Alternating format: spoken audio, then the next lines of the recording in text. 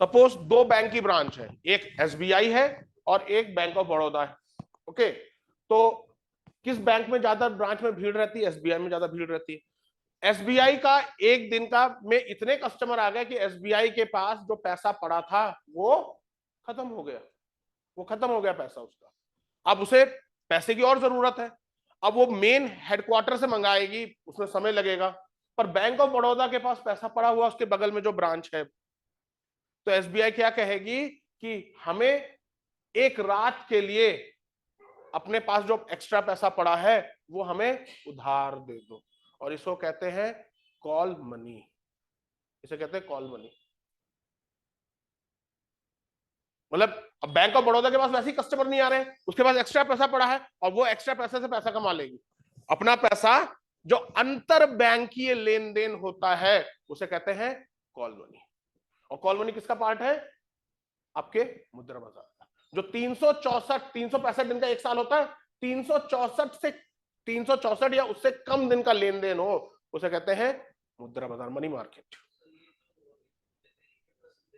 क्या? हाँ, एक दिन, आधे दिन का भी इंटरेस्ट होता है बेटा। अब ये इंटरेस्ट कौन डिसाइड करता है? कोई बता सकता है? उसको सिल्क मिलेगी 5 स्टार ना, इसे डिसाइड करता है।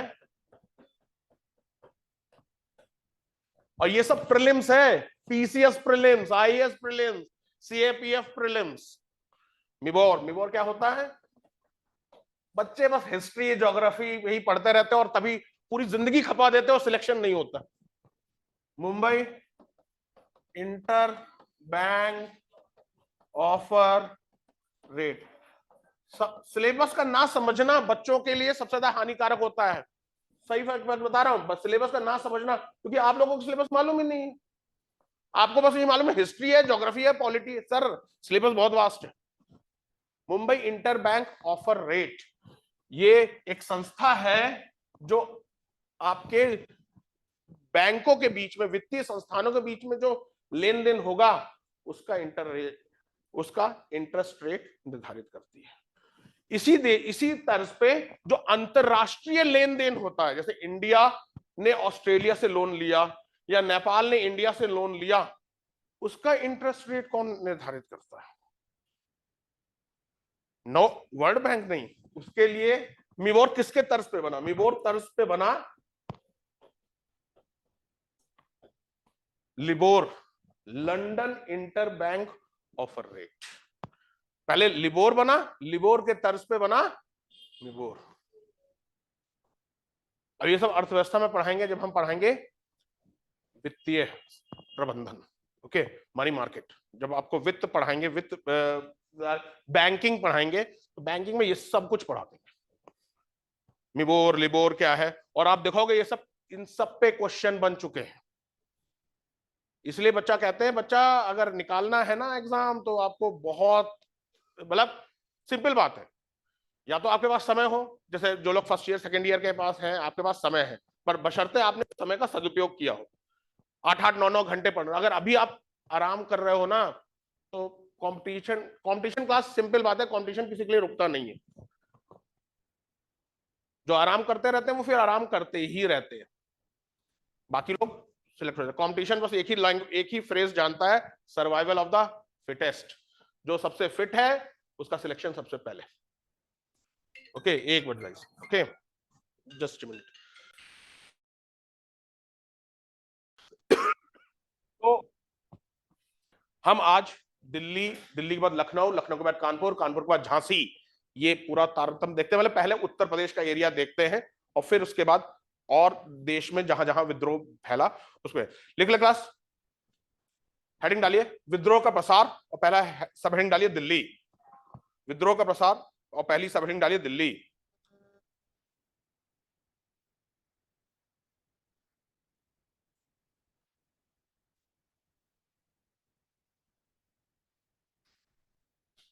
देखिए,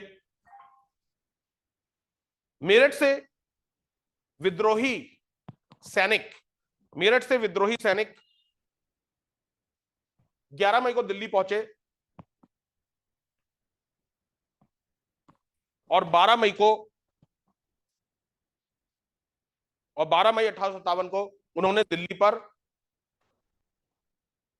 मेरठ से विद्रोही सैनिक 11 मई को दिल्ली पहुंचे और 12 मई 1857 को उन्होंने दिल्ली पर अधिकार कर लिया।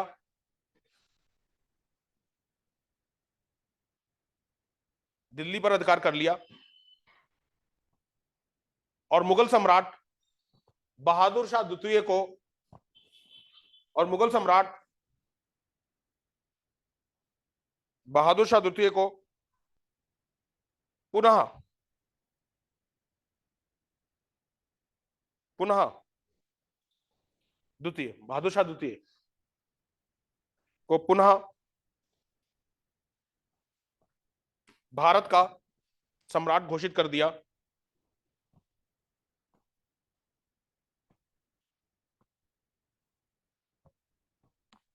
भारत का बादशाह घोषित कर दिया। दिल्ली में 1857 के विद्रोह का दिल्ली में 1857 के विद्रोह के दिल्ली में 1857 के विद्रोह के कार्यवाहक कार्यवाहक नेता विद्रोह के कार्यवाहक नेता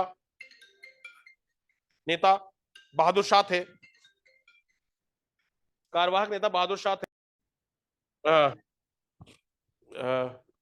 कार्यवाहक नेता बहादुर शाह थे,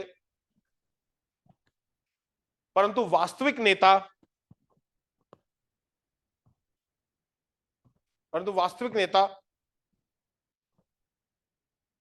वास्तविक नेता जनरल बख्त खान और खान बहादुर खान थे।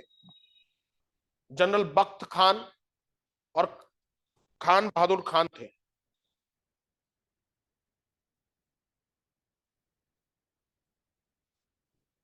जनरल बख्त खान खान बहादुर खान थे। जनरल बख्त खान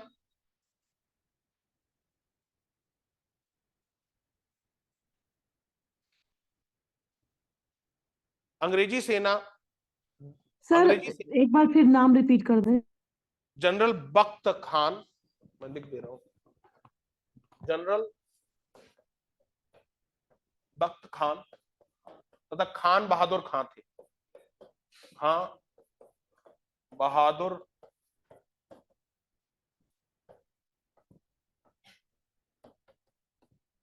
खान थे। खान बहादुर खान थे। जनरल बख्त खान बरेली की अंग्रेजी सेना में एक सूबेदार था। बरेली के अंग्रेजी सेना में एक सूबेदार था। बख्त खान बरेली के अंग्रेजी सेना में, ईस्ट इंडिया कंपनी में सूबेदार था, बरेली में तैनात। बरेली के अंग्रेजी सेना में एक सूबेदार था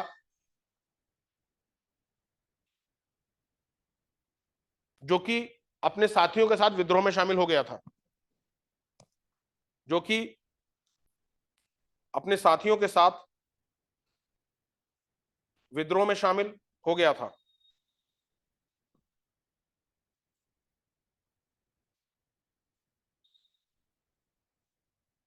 विद्रोह में शामिल हो गया था। विराम।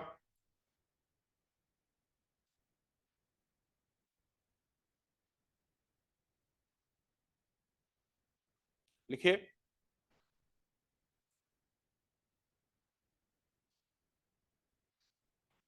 लॉर्ड तत्कालीन गवर्नर जनरल कैनिंग ने विद्रोह को दबाने के लिए शीघ्र ही चारों ओर से नाकेबंदी की योजना बनाई। शीघ्र ही चारों ओर से नाकेबंदी की योजना बनाई। शीघ्र ही चारों ओर से नाकेबंदी की योजना बनाई। Sir please repeat this line. तत्कालीन गवर्नर जनरल कैनिंग ने विद्रोह को दबाने के लिए शीघ्र ही चारों ओर से नाकेबंदी की योजना बनाई।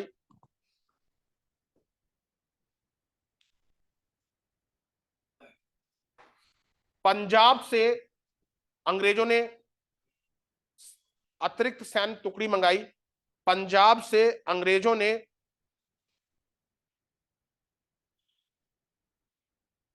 अतिरिक्त सैन्य टुकड़ी मंगाई।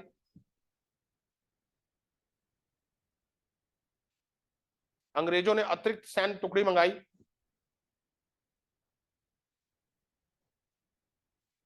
और साथ ही कश्मीर, पटियाला, नभ, नभ भी पंजाब में है, नभ, कश्मीर, पटियाला, नभ और जिंद, जिंद कहां है? हरियाणा, जिंद,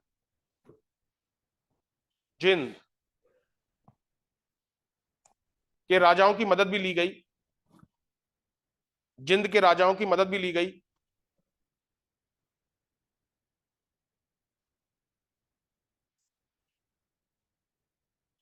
राजाओं की मदद भी ली गई। विराम।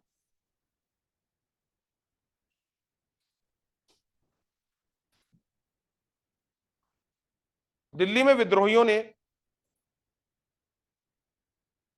दिल्ली में विद्रोहियों ने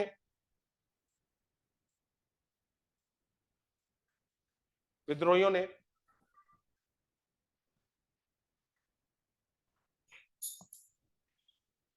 कुछ समय के लिए अंग्रेजी सेनाओं को परास्त कर दिया, कुछ समय के लिए अंग्रेजी सेनाओं को परास्त कर दिया।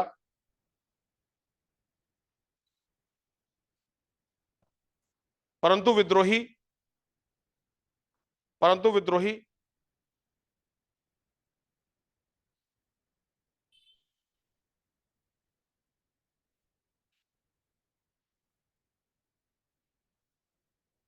परंतु विद्रोही शस्त्रागार पर शस्त्रागार पर शस्त्रागार शस्त्रागार जहां शस्त्र रखे जाते हैं, शस्त्रागार पर कब्जे में असफल रहे, शस्त्रागार पर कब्जे में असफल रहे।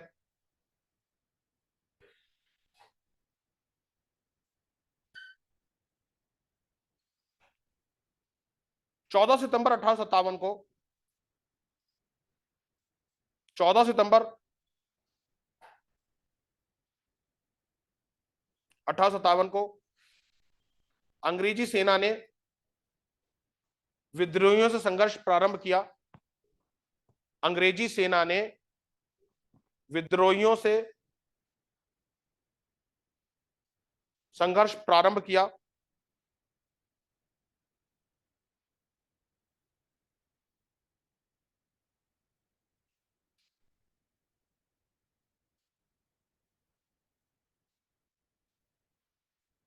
प्रारंभ किया और सर हेनरी बर्नार्ड और सर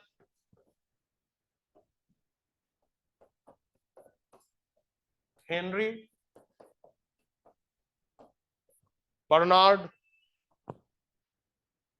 बर्नार्ड और ब्रिगेडियर विल्सन की संयुक्त सेनाओं ने और ब्रिगेडियर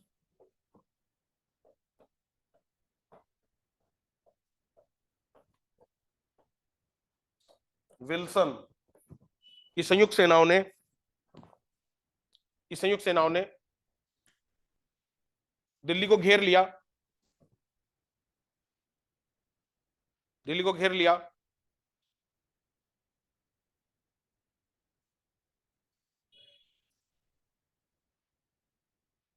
विराम।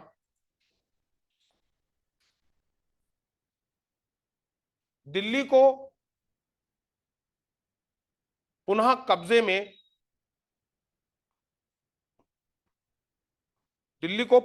में जनरल जॉन निकलसन ने लिया। ध्यान रखिएगा, प्रीलिम्स के लिए इंपॉर्टेंट है। जनरल जॉन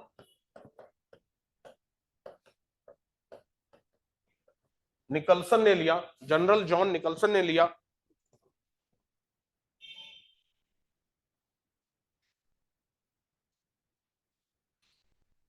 परंतु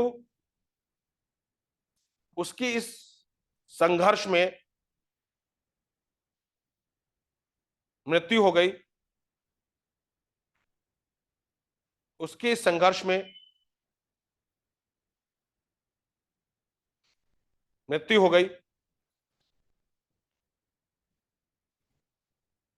तत्पश्चात अंग्रेजों ने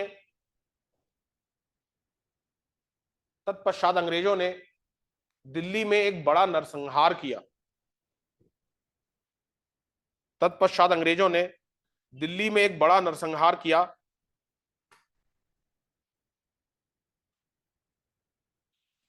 एक बड़ा नरसंहार किया।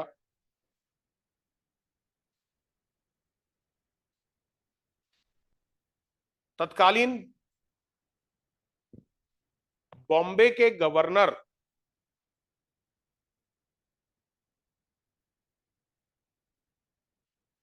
तत्कालीन बॉम्बे के गवर्नर लॉर्ड एल्फिंस्टन ने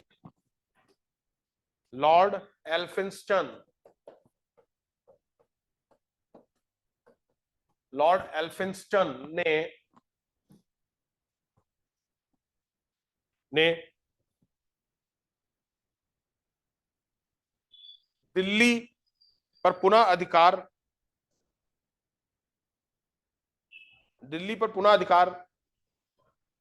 के बाद नरसंहार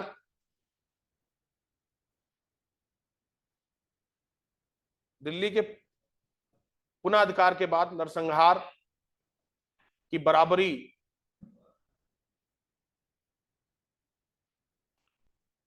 नादिर शाह के आक्रमण से की है। यह प्रीलिम्स में क्वेश्चन बन जाएगा कि आक्रमण से की है।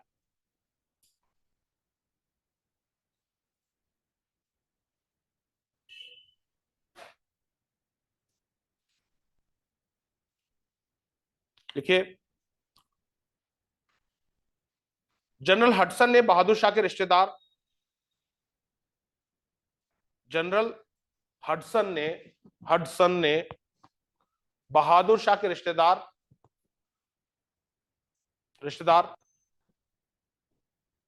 मिर्जा इलाही बख्श की मदद से, अगेन प्रीलिम्स के लिए इंपॉर्टेंट है, मिर्जा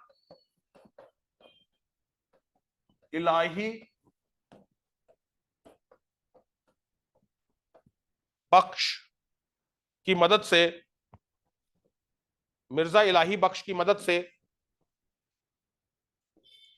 ये इंपॉर्टेंट है, मिर्जा इलाही बख्श की मदद से बहादुर शाह को बंदी बना लिया। बहादुर शाह को बंदी बना लिया।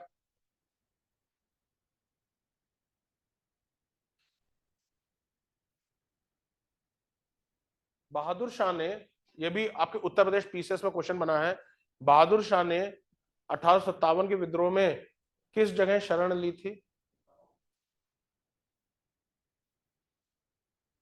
बहादुर शाह, हाँ वेरी गुड, लिख लीजिए। बहादुर शाह को अंग्रेजी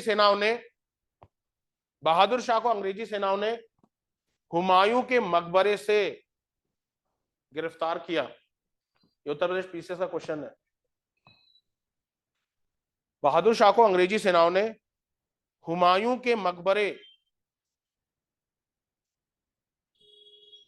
से गिरफ्तार किया।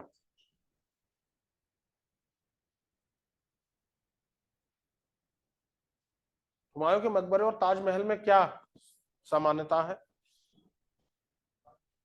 दोनों रंग, अरे नहीं यार,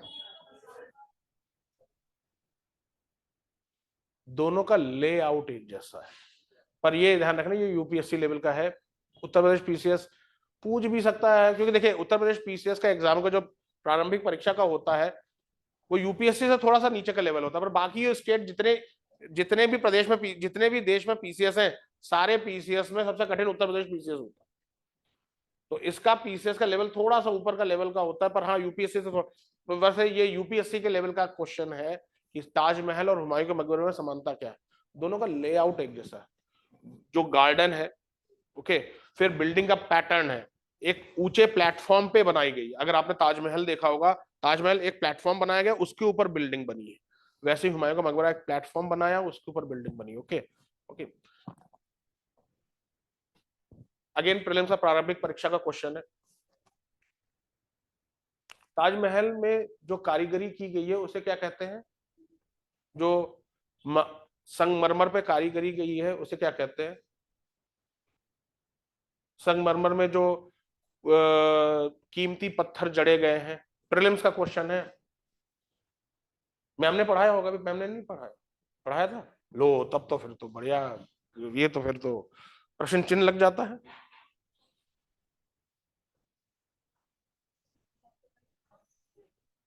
वो तो गया, देखो मतलब कॉफी वॉफी का इंतजाम कर देते हैं, आपकी क्लास में है, थोड़ा सा चैतन्य रहे। मैंने कई बार कहा, आप लोग तो नहीं जाते हिंदी इंग्लिश मीडियम वाले ना, एक्चुअली क्या है, मैं इंग्लिश मीडियम में भी थोड़ा 10-15 मिनट मेरे को लेट हो जाती है, तो पहले बैच खत्म हो जाता है, तो बच्चे वहां चाय पीने निकल जाते हैं। तो मैंने कई कल मैंने कहा क्लास में, हमने कहा स्टार्टअप शुरू कर दो भैया, तो कईयों से क्या रखा है, हम हमें सिर्फ 20-25% दे दो, और यहाँ कोई चाय की दुकान लगा लो, बहुत अच्छी बिक्री होगी, क्योंकि इंग्लिश मीडियम में तो क्लास पूरी फुल रहती है। ओके, और काफी सारे बच्चे चाय पीने चले जाते हैं, वो लोग उधर 10-10 रुपए 15-15 रुपए। हमने कहा तुम अगर कोई हमारा जान पहचान वाला यहाँ चाय लगाएगा, मैंने कई बार सुरेंद्र सर से भी कहा, तुम ना साइड बिजनेस शुरू कर दो। ओके भाई, चाय। पिटरा ड्यूरा सर, हाँ जी, पिटरा ड्यूरा। पेट्रा ड्यूरा, हाँ। ओके ओके, आपका नाम बता सकते हैं सर? राकेश सर।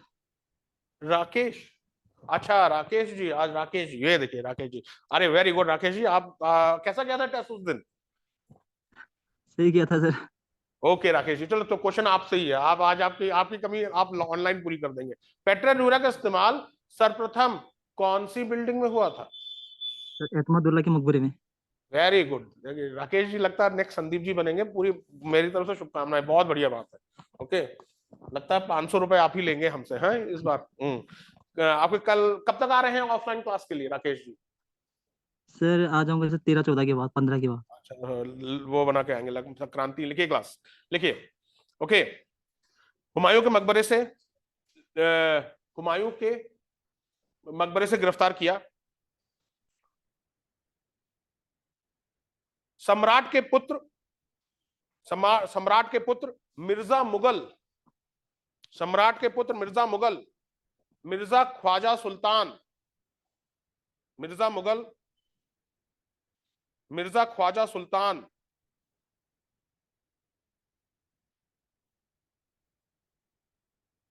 ख्वाजा सुल्तान और उसके पोते मिर्जा अबू बख्त, मिर्जा अबू बख्त, अबू बख्त को विलियम हटसन ने, विलियम हटसन ने गोली मार दी, को विलियम हटसन ने गोली मार दी।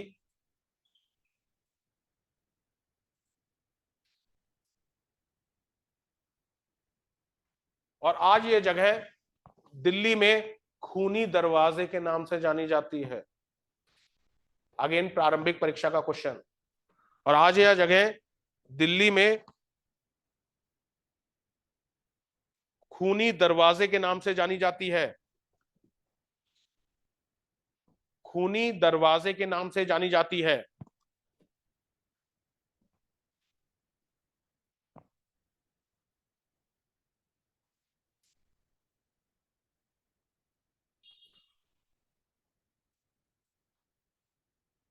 देखिए, विलियम हटसन ने ही बहादुर शाह को, विलियम हटसन ने ही बहादुर शाह को गिरफ्तार किया,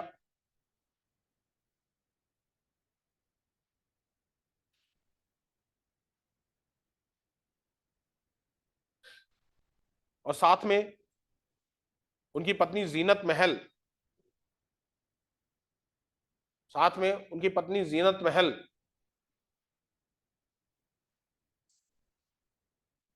जीनत महल को भी गिरफ्तार किया गया।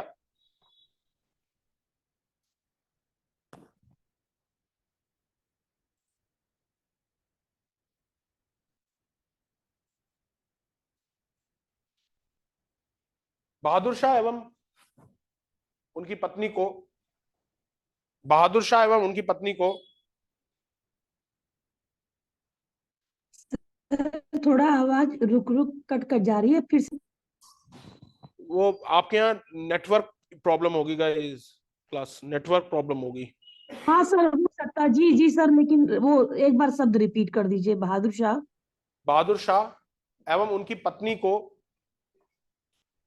सम्राट के खिलाफ बगावत का दोषी पाया गया। सम्राट के खिलाफ बगावत का दोषी पाया गया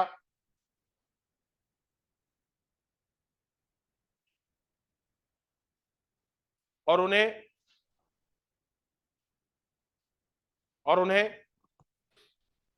रंगून निर्वासित कर दिया गया और उन्हें रंगून निर्वासित कर दिया गया रंगून निर्वासित कर दिया गया जहां पर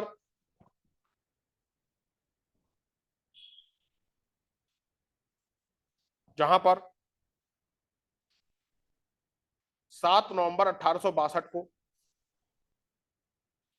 7 नवंबर 1862 को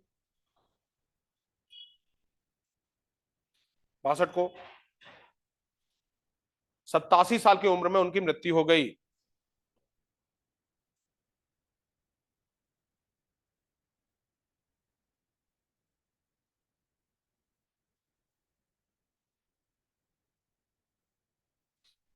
सत्तासी साल की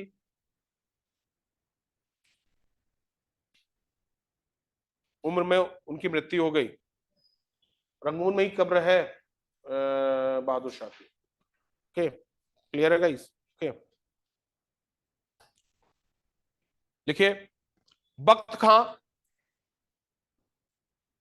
दिल्ली से लखनऊ चले गए।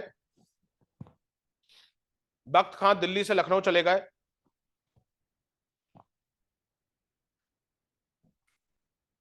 और जहां संघर्ष करते हुए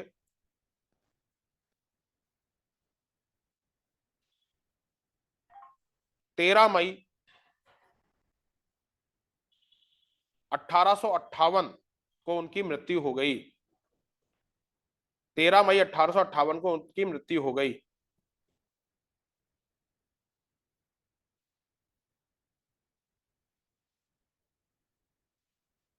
उनकी मृत्यु हो गई। विराम। ओके, नेक्स्ट हेडिंग डालिए क्लास, लखनऊ। अच्छा, एक और लिख लीजिए, एक पॉइंट और लिख लीजिए, एक और लिख लीजिए, इंपॉर्टेंट है। दिल्ली का दिल्ली को विद्रोहियों द्वारा कब्जे में लेना, दिल्ली का विद्रोहियों द्वारा कब्जे में लेना और अंग्रेजों का दिल्ली पर पुनः कब्जा करना और अंग्रेजों का दिल्ली पर पुनः कब्जा करना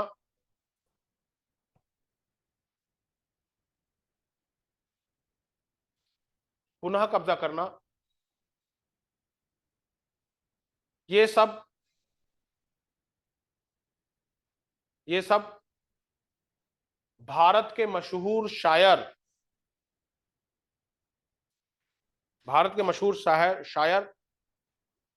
मिर्जा गालिब ने अपने आंखों से देखा था। शायर मिर्जा गालिब ने अपने आंखों से देखा था। मिर्जा गालिब का असल नाम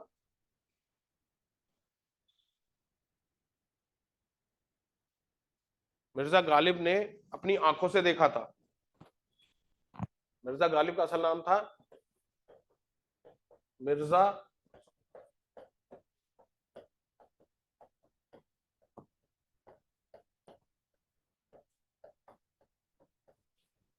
जो कि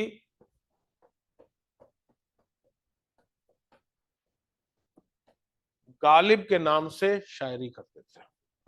इनका असल नाम था मिर्जा असदुल्ला खां बेग, जो कि गालिब के नाम से शायरी करते थे। इन्होंने ये प्रत्यक्षदर्शी थे नरसंहार के। कब्जे में लिया, कब्जे से छुड़ाई गई, तो क्वेश्चन बनता है तो कौन सा मशहूर शायर था जिसने, ऑप्शन देगा ज़ौक, गालिब और दो और नाम दे देगा। कंफ्यूजन ज़ौक से होता है क्योंकि बहादुर शाह के कोर्ट का, बहादुर शाह के दरबार का ऑफिशियल जो शायर थे वो गालिब नहीं थे, वो ज़ौक थे, वो ज़ौक थे। ओके, पर गालिब प्रत्यक्षदर्शी थे इस नरसंहार के। उन्होंने कुछ 2-3 लाइनें भी लिखी हैं गालिब के। ओके, क्लियर है गाइस? अब लिखिए क्लास लखनऊ। लखनऊ, दिल्ली में विद्रोह की आग शीघ्र ही लखनऊ फैल गई। दिल्ली में विद्रोह की आग शीघ्र ही लखनऊ फैल गई।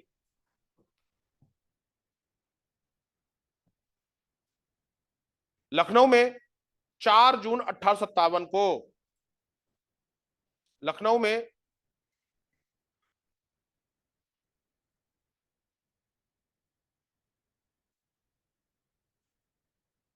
4 जून 1857 को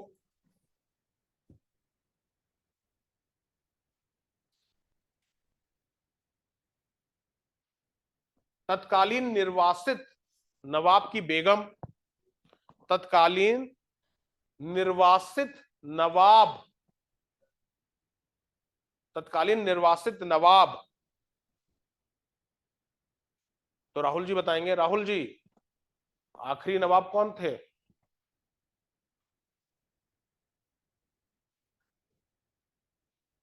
नवाब पूछ रहा हूं, उनकी बेगम का नाम नहीं पूछ रहा। हाँ जी विकेश जी। अनिता जी, आप तो उत्तर प्रदेश की हैं, यूपी की हैं, यूपी पीसीएस भरा होगा, आरओ फरवरी में आ रहा है। हाँ सर, आप भी उत्तर प्रदेश के हैं। हाँ भाई राकेश जी, आखिरी नवाब जो कथक डांस में निपुण थे, कबूतरबाजी में भी निपुण थे, वाजिद अली शाह। हाँ, लेकिन तत्कालीन निर्वासित नवाब, ब्रैकेट में लिख लो वाजिद अली शाह, वाजिद अली शाह, वाजिद अली शाह, वाजिद अली शाह। ये किस नाम से शायरी करते? लिखवाया सब है बेटा, सब लिखवाया है मैंने। ये किस नाम से शायरी करते थे?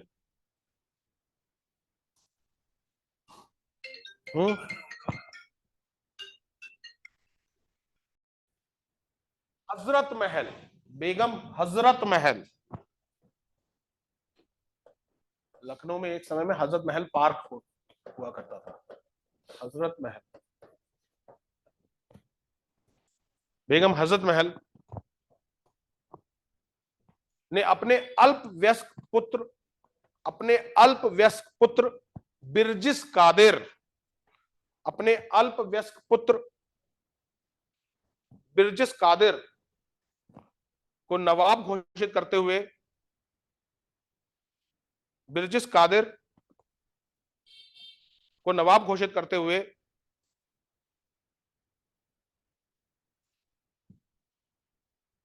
नवाब घोषित करते हुए अंग्रेजों के खिलाफ, अंग्रेजों के खिलाफ विद्रोह, अंग्रेजों के खिलाफ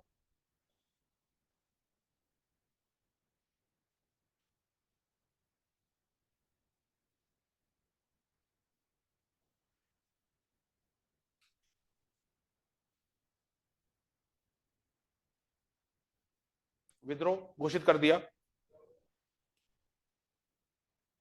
इस विद्रोह में अवध के किसान, अवध के जमींदार व सैनिकों ने भी सहायता की। किसान, अवध के जमींदार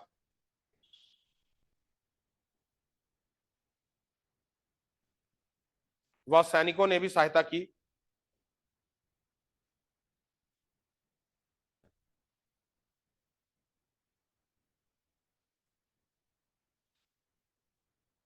ने भी सहायता की।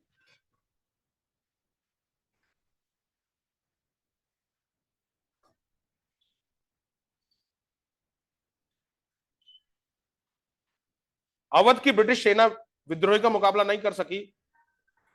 अवध की विद्रोही सेना, अवध की ब्रिटिश सेना विद्रोहियों का मुकाबला नहीं कर सकी।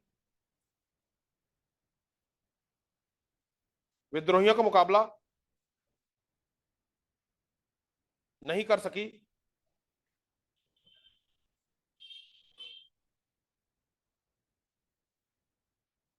और तत्कालीन ब्रिटिश रेसिडेंट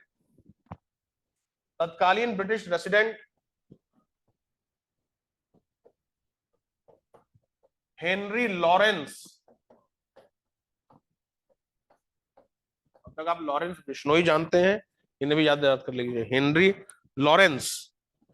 हेनरी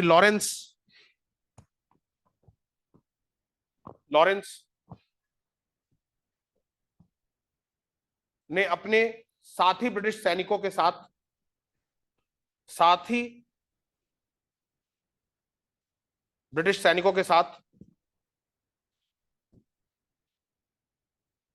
लखनऊ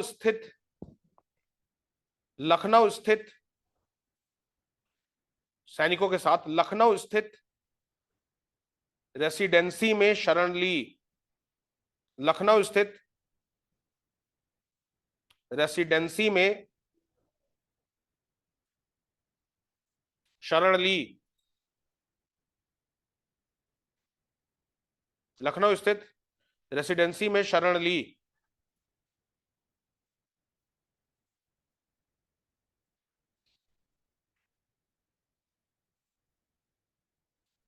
विद्रोहियों ने रेसिडेंसी को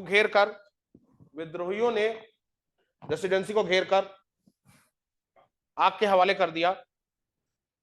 विद्रोहियों ने रेसिडेंसी को घेर कर आग के हवाले कर दिया।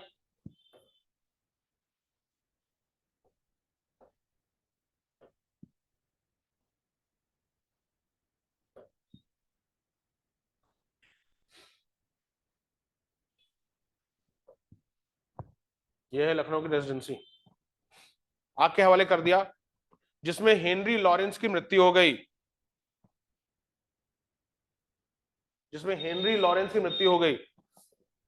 आज ये आर्कियोलॉजिकल सर्वे ऑफ इंडिया की अंदर आता ही है इमारत। कभी लखनऊ जाएंगे, लखनऊ में, पुराने लखनऊ में ये बिल्डिंग स्थित है।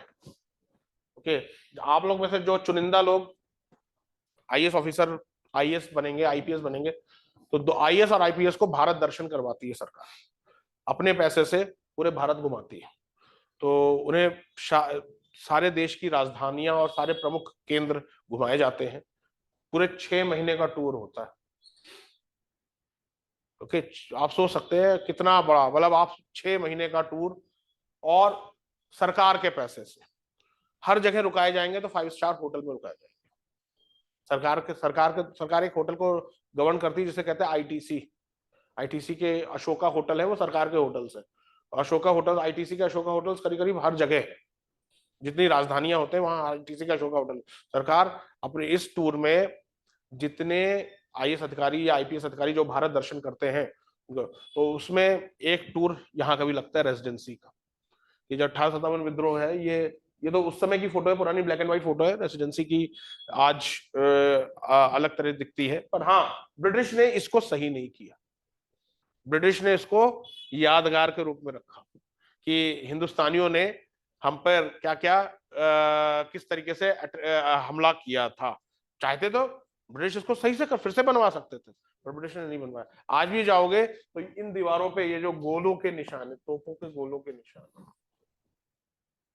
ओके, ये पुराने लखनऊ में स्थित है। ओके, वहां के उस समय के तोपें रखी गई हैं, तोप के गोले किस तरीके से होते हैं वो रखे गए। मतलब आपको एक समय में ऐसा आएगा कि आप दूसरे काल में पहुंच गए हो, पीछे काल में आ चुके हो। ओके, अगर आपको इतिहास का शौक होगा। अगर आपको इतिहास का शौक नहीं तो आपको भी लगेगा कि आप पुरानी इमारतें हैं, भूतवा इमारतें हैं। पर अगर आपको इतिहास का शौक है तो आपको लगेगा कि हाँ भाई, आप अपने आंखों के सामने इतिहास को देख रहे हो कि चीजें उस समय क्या रही होंगी। ओके, लिखिए क्लास। रेजिडेंसी में शरण ली, तत्पश्चात, और जहां पर उनकी मृत्यु, हेनरी लॉरेंस की मृत्यु हो गई। तत्पश्चात ब्रिगेडियर इंग्लिश, तत्पश्चात ब्रिगेडियर इंग्लिश इंग्लिश इंग्लिश ने प्रतिरोध किया परंतु सफल नहीं हुए। प्रतिरोध किया परंतु सफल नहीं हुए।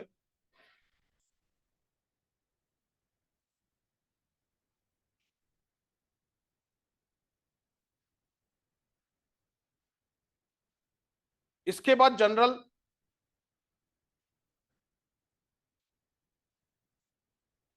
जनरल हैवलॉक व आउटरैम ने, हैवलॉक और आउटरैम ने लखनऊ को पुनः जीतने का प्रयास किया।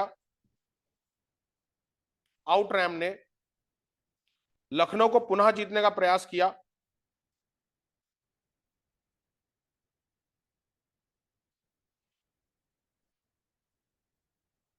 वह पुनः जीतने का प्रयास किया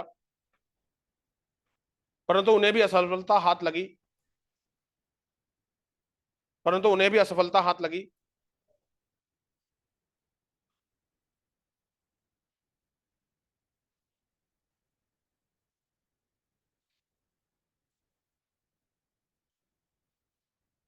17 नवंबर 1857 को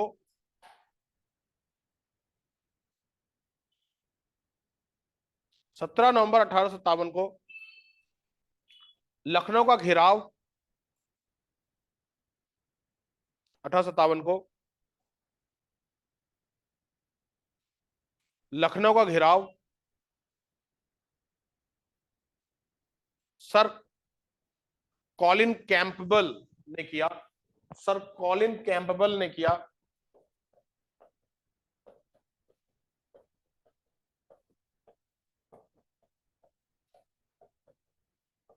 कॉलिन कैंपबेल ने किया, जो कि अंग्रेजों के नए सेनापति नियुक्त किए गए थे। जो कि अंग्रेजों के नए सेनापति नियुक्त किए गए थे।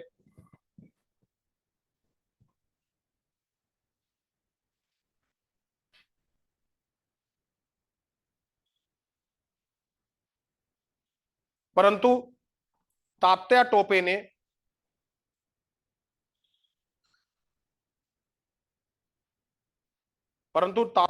ने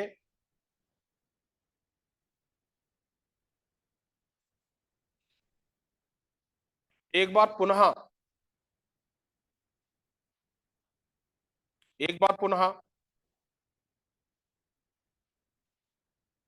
लखनऊ पर एकाधिकार कर लिया। लखनऊ पर एकाधिकार कर लिया। लखनऊ पर एकाधिकार कर लिया। 21 मार्च 1858 को 21 मार्च 1858 को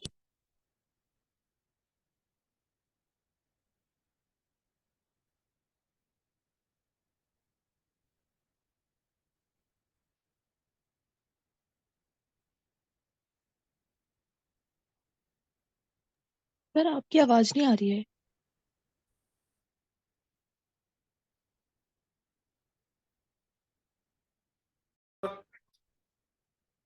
लखनऊ पर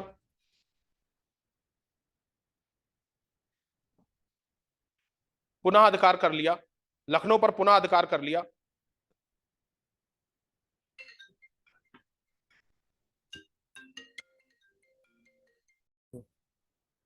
इक्कीस मार्च 1858 को सर कॉलिन कैंपबेल ने लखनऊ पर पुनः अधिकार कर लिया। तो यहां पे लखनऊ का एरिया खत्म होता है। ओके, नेक्स्ट लिखिए क्लास, एक और लिख लीजिए, एक लाइन लिख लीजिए। बेगम हजरत महल की सहयोगी, बेगम हजरत महल के सहयोगी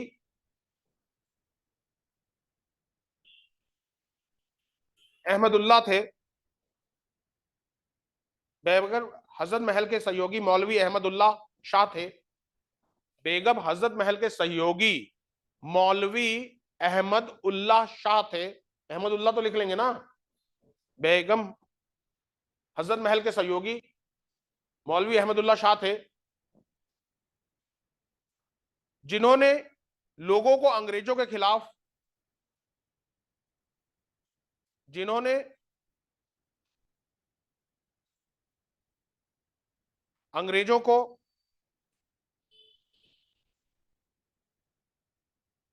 जिन्होंने लोगों को अंग्रेजों के खिलाफ जिहाद के लिए उकसाया था, जिहाद जिहाद के लिए उकसाया था,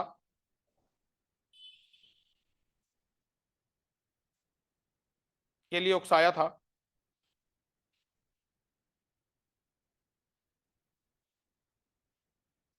इन्होंने अंग्रेजों के विरुद्ध गोरिल्ला युद्ध जारी रखा। इन्होंने अंग्रेजों के विरुद्ध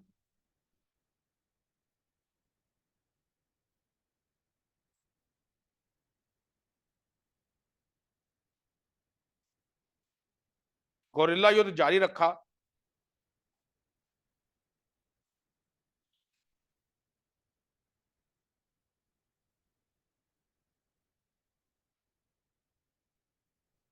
जारी रखा, परंतु बाद में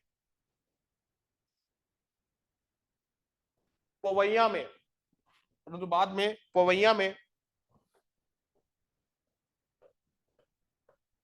पोवैया कहाँ है? उत्तर प्रदेश वाले लोग, शाहजहांपुर के पास है। और बाद में पोवैया में राजा जगन्नाथ के विश्वासघात द्वारा, राजा जगन्नाथ सिंह के विश्वासघात द्वारा, राजा जगन्नाथ सिंह के विश्वासघात द्वारा उन्हें मरवा दिया गया, के विश्वासघात द्वारा उन्हें मरवा दिया गया।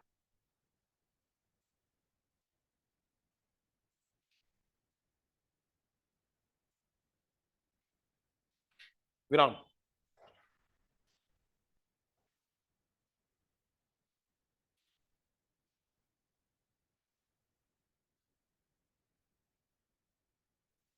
लिखिए कानपुर, तीसरी कड़ी है कानपुर।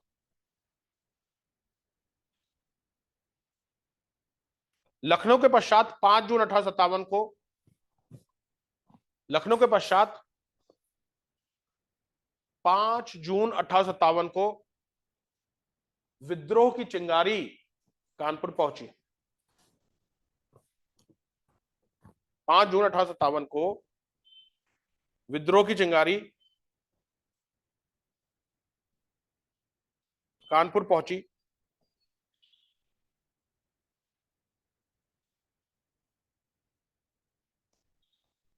कानपुर पहुंची। यहां पर विद्रोह का नेतृत्व पेशवा बाजीराव द्वितीय के दत्तक पुत्र,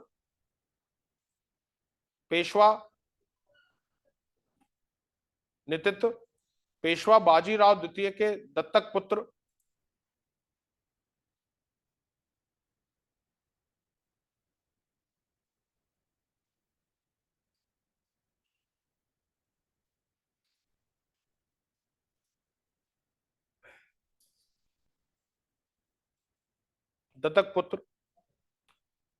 नाना साहेब, जिन्हें धोंदू पंत के नाम से भी जाना जाता है,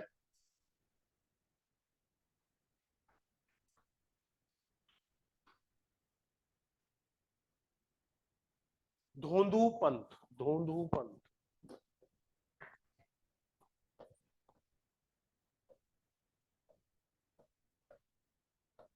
पंत के नाम से भी जाना जाता है।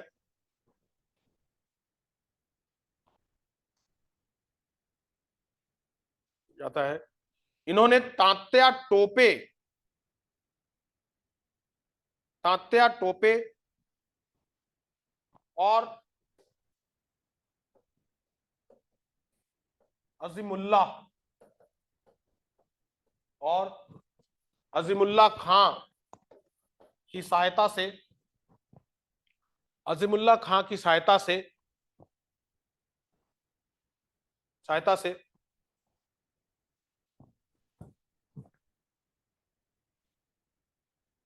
से अंग्रेजों के विरुद्ध युद्ध का बिगुल बजा दिया। अंग्रेजों के विरुद्ध युद्ध का बिगुल बजा दिया।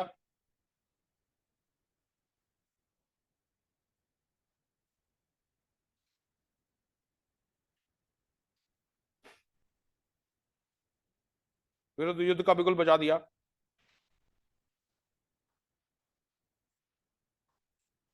नाना साहब ने खुद को पेशवा घोषित कर दिया। नाना साहब ने खुद को पेशवा घोषित कर दिया।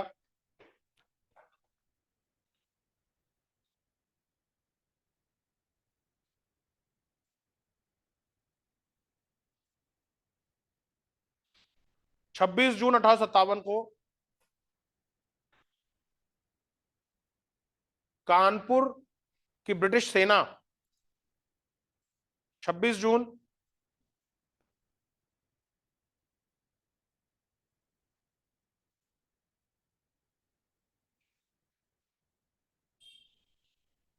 कानपुर के ब्रिटिश सेना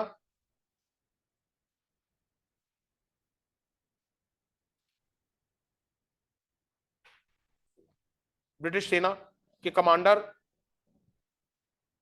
जनरल व्हीलर जनरल व्हीलर ने आत्मसमर्पण कर दिया।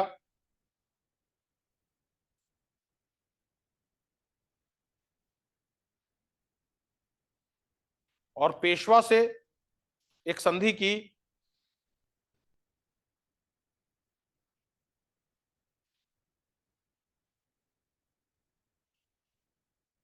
और पेशवा से संधि की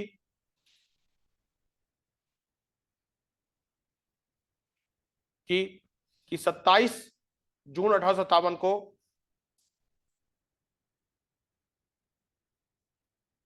अंग्रेज अधिकारी स्त्रियों और बच्चों को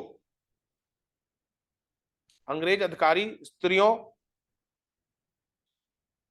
और बच्चों को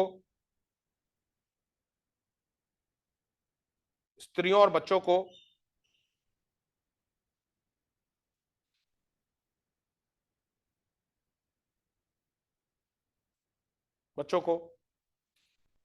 सुरक्षित इलाहाबाद पहुंचाया जाएगा। सुरक्षित नावों के जरिए इलाहाबाद पहुंचाया जाएगा। सुरक्षित नावों के जरिए इलाहाबाद पहुंचाया जाएगा।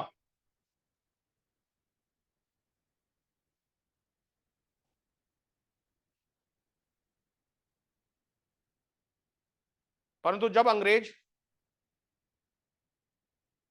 नावों पर चढ़कर इलाहाबाद के लिए रवाना हुए, परंतु जब अंग्रेज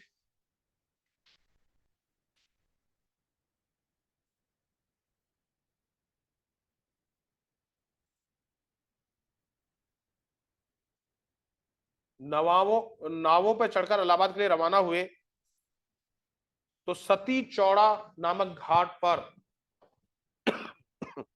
सती चौड़ा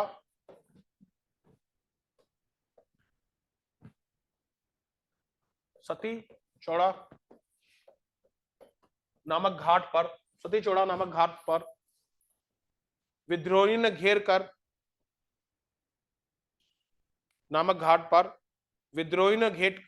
कर उन्हें मौत के घाट उतार दिया।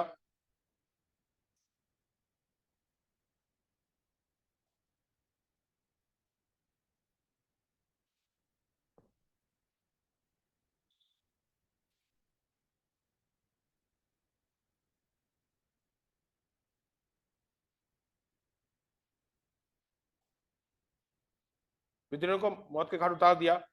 कुछ विद्रोहियों ने बीबीगढ़ नामक स्थान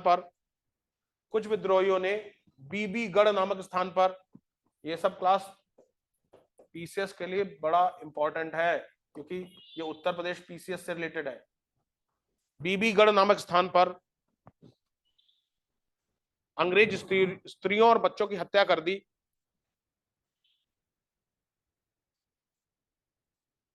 अंग्रेज स्त्रियों और बच्चों की हत्या कर दी।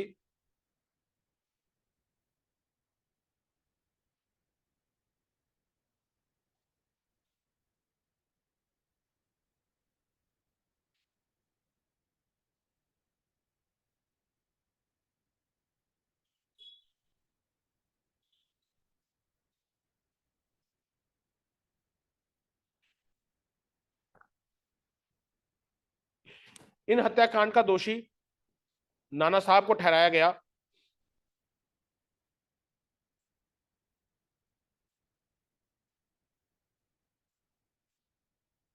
इन हत्याकांड का दोषी नाना साहब को ठहराया गया।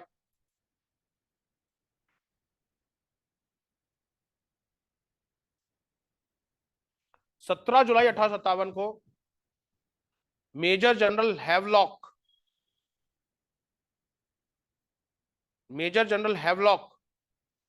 17 जुलाई 1857 को मेजर जनरल हैवलॉक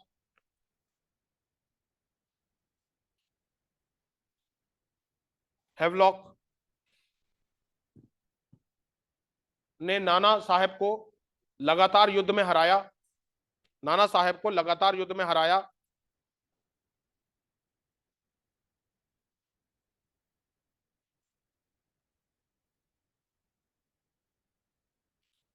अंग्रेजी टुकड़ी की सहायता से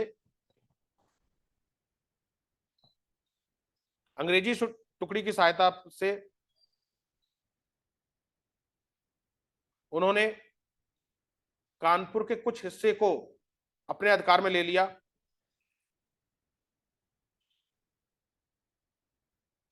कानपुर के कुछ हिस्से को अपने अधिकार में ले लिया। 27 नवंबर 1857 को 27 नवंबर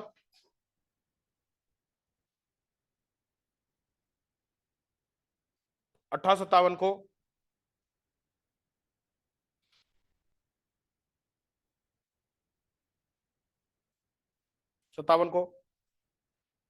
ग्वालियर सेना की टुकड़ी की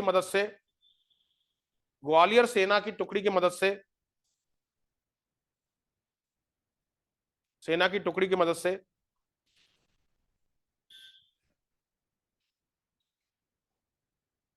कानपुर को अपने अधिकार में अंग्रेज कानपुर को अपने अधिकार में लेने में सफल रहे। अंग्रेज कानपुर को अपने अधिकार में लेने में सफल रहे।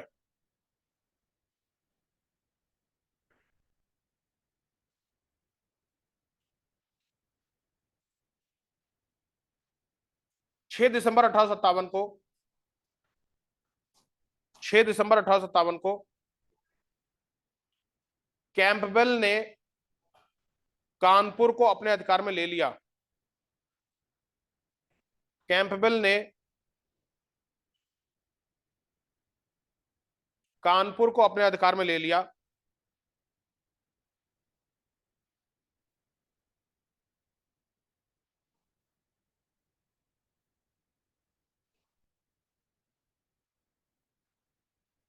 कानपुर को अपने अधिकार में ले लिया। नाना साहब भागकर नेपाल चले गए। और वहीं पर उनकी मृत्यु हुई। तात्या टोपे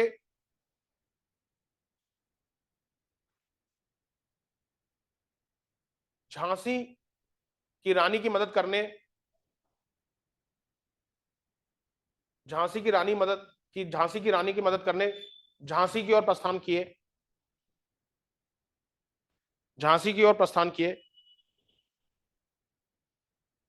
और इस तरह कानपुर पर भी अंग्रेजों का अधिकार हो गया। तो आज दिल्ली, लखनऊ, कानपुर हुआ है। झांसी एक मेजर बचा है, झांसी। उसके बाद सब छोटे छोटे, ओके, इतने बड़े नहीं है जितना बड़ा ये है, क्योंकि झांसी एक मेजर है। उसके बाद बाकी सब बहुत छोटे हैं। थोड़ा बहुत लेख तात्या टोपे पे लिखा जाएगा, ओके। उसके बाद सब बहुत छोटे हैं, ठीक है। Clear class? तो यहाँ पे रोक रहा हूँ, सर आ चुके हैं मैथ्स के, ओके। और क्लास भूगोल पढ़ना शुरू कर दीजिएगा। भूगोल का टेस्ट की डेट हम जल्दी अनाउंस करेंगे क्लास, ठीक है। भूगोल में आपके भारत का भूगोल और थोड़ा बहुत भौतिक भूगोल दोनों आएगा, ठीक है गाइस? ठीक है, थैंक यू, थैंक्स।